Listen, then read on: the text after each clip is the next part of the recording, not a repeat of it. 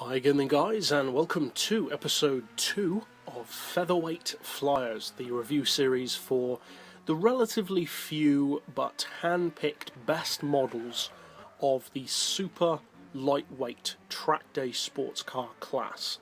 It's a relatively niched class of vehicles, but it's at the same time a very strong class of vehicles. And there's also quite a lot of variation, because in certain subcategories, such as the Red Bulls, the cars all fall within a similar formula. The Junior is of course different to the prototype, but they all follow a very similar design ethos. With this series, the different companies use completely different methods of attaining that same thing, of being a super lightweight, fun, track day sports car. And this car is the perfect example of that, especially if you compare it to episode 1 last week, featuring the KTM. The KTM, and cars like it such as the Ariel Atom and the light car company Rocket, are the perfect example of a function over form track day special. They don't care about the way they look, they don't care about how comfortable they are, it's all about performance.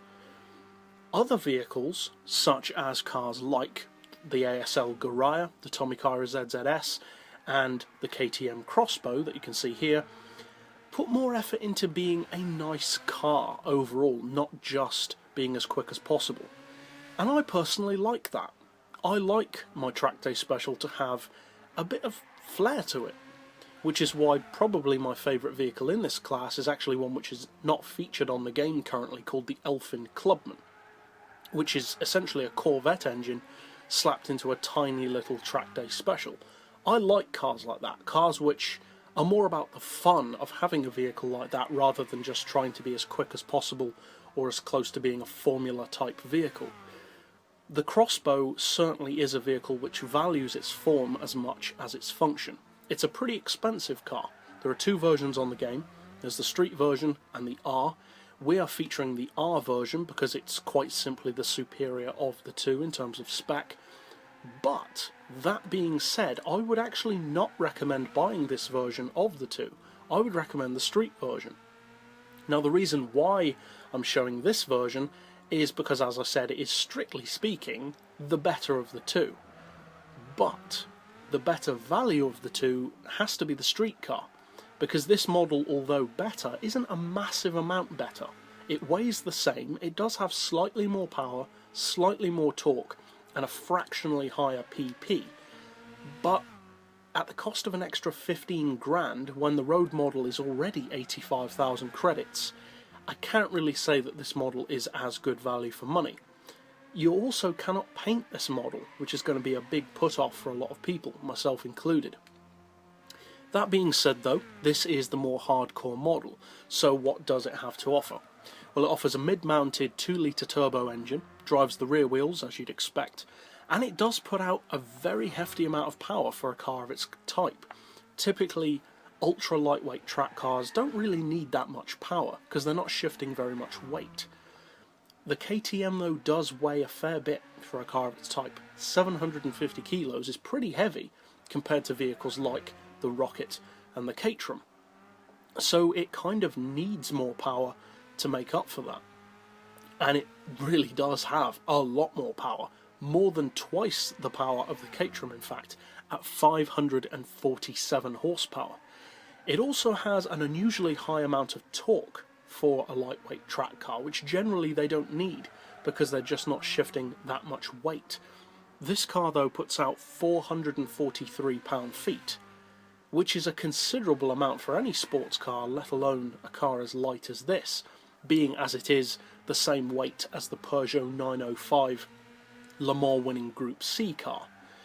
As far as horsepower per tonne, it's going to be pretty high, no surprises there. 729 horsepower per tonne to be exact.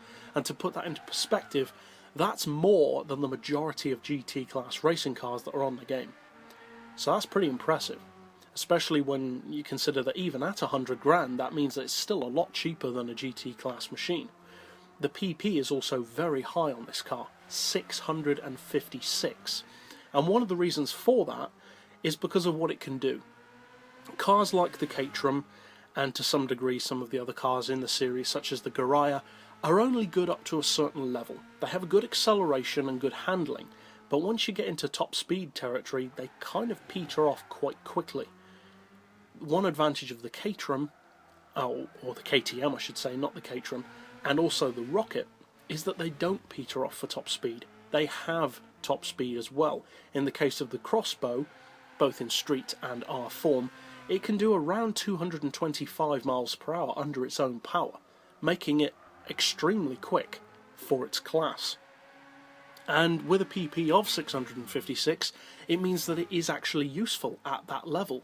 I wouldn't necessarily try taking on prototypes with it, but it can take on GT class machines, it can certainly take on street cars, and on the right track it will win races.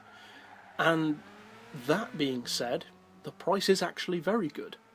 Now, I would still say that if you're going to go for one of the Crossbow models, I would definitely recommend the street car, because it's paintable and it's a lot cheaper, despite not being that far behind the R model. But if you are purely looking for the better of the two, this is it. And even though you can't paint the car, there are still body modifications available, which do give it quite an aggressive look. So if you fancy something a bit different in the class, you may want to consider this car. But as always, thanks for watching.